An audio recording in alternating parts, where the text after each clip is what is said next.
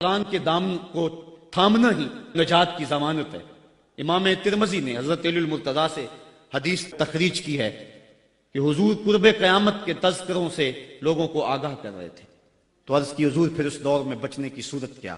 تو فرمایا اللہ کی کتاب قرآن مجید، جو اس کتاب سے جڑ جائے گا بچ جائے گا، اور جو اس کتاب سے پہلو تہی کرتا رہا اللہ اسے گمراہ کر دے گا۔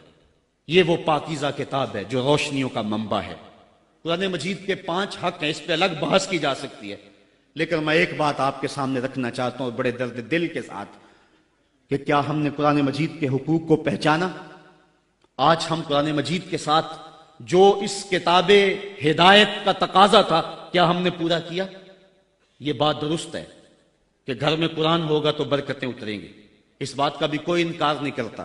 مکان بنایا، فیکٹری بنائی ہے، دکان بنائی ہے، تو بچوں کو بلا کے قرآن مجید کی تلاوت کروا لیں، برکت ہوگی۔ میں اس کا انکار بھی نہیں کرتا کہ مرنے والے کی روح کو اصال ثواب کریں گے تو اس کی قبر میں نور اترے گا۔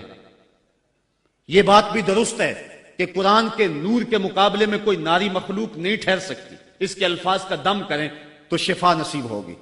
لیکن مجھے بتاؤ کیا قرآن مجید کے نزول کا مقصد یہ تھا؟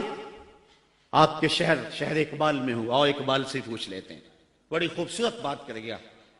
بندے صوفی و ملا اسیری حیات از حکمت قرآن گیری، با آیاتش ترا کار جزی نیست کہ از یاسین او آساں بمیری۔ وہ کہتا ہے تو جاہل صوفی اور کاہل ملا کے ایسے پھندے میں پھنسا کہ تو نے قرآن سے زندگی تلاش نہیں کی۔ قرآن کی آیتوں سے تجھے صرف اتنا ہی کام رہ گیا کہ جب تیرے بوڑھے کی روح اٹک گئی تو سورہ یاسین لے کے بیٹھ گیا تاکہ اس کی روح آسانی سے نکلے۔ اقبال کہتے ہیں اس میں کوئی شک نہیں ہے کہ اس کی روح آسانی سے نکل جائے گی، لیکن مجھے تو افسوس تیرے پہ یہ ہے کہ تو نے قرآن سے بھی مرنا ہی سیکھا۔ جس قرآن سے تو نے مرنا سیکھا کاش اس قرآن سے تو نے جینا بھی سیکھ لیا ہوتا۔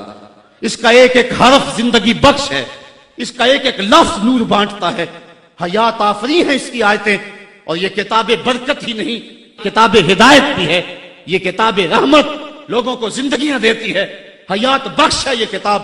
اس سے وابستگی اختیار کرنے والا زندگی کا حسن پا جاتا ہے، لیکن تو نے اس قرآن سے بھی مرنا ہی سیکھا، اور تو نے اس کو بس اسی مقصد کے لیے قرآن کو پڑھا۔ کاش اس قرآن سے تو نے جینا بھی سیکھ لیا ہوتا اور زندگی کا حسن اس سے کشید کر لیا ہوتا۔